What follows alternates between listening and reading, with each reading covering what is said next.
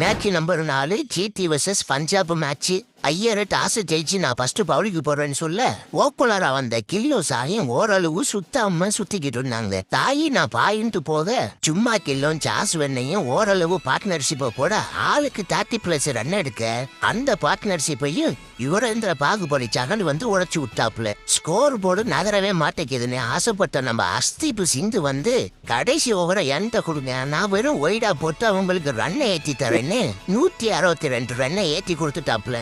அதுக்கப்புறம் பேட்டிங் வந்த பஞ்சாப் ஓரளவு நல்லா பேட்டிங் ஆடும்னு பார்த்தா ஓப்பனர் 2 பேரையும் தூக்கிட்டு போயிட்டாங்க. அடிச்ச 162 ரன்னை வச்சு ஓவரா டிஃபென்ஸ் பண்ற மாதிரியே ஜிடி ஒரு பந்தா காட்டிக்கிட்டு இருந்தாங்க. திடீர்னு 5 விக்கெட் எடுக்கிறாங்க, அப்புறம் எல்லா விக்கெட்டும் எடுத்துக்கிட்டு இருக்காங்க. ஆனா கடைசி வரையும் கூப்பர் காலனின்னு ஒரு பிளேயர் ஆஸ்திரேலியா மனுஷன் நின்னுகிட்டே இருக்காப்ல. திடீர்னு கடைசி ஓவர் வரையும் வந்துருச்சு மேட்ச். என்னடா அது போன வருஷம் ஃபைனல் மாதிரியே இருக்கு, இந்த ஸ்கோர் போர்டுக்கா இவ்வளவு சீனுன்னு சேவியர் பாட்லெட் வந்து ஒரு 6 விட்டாப்ல. மேட்ச் மொத்தமா திரும்பிடுச்சு பஞ்சாப் பக்கெட்டு. கடைசி ஓவர்ல குக்கர் காலனி ஒரு போர் அடிச்சு மேட்சை வின் பண்ணி கொடுக்க பிரீத்தி சிந்த ஹாப்பி ஆனாச்சு.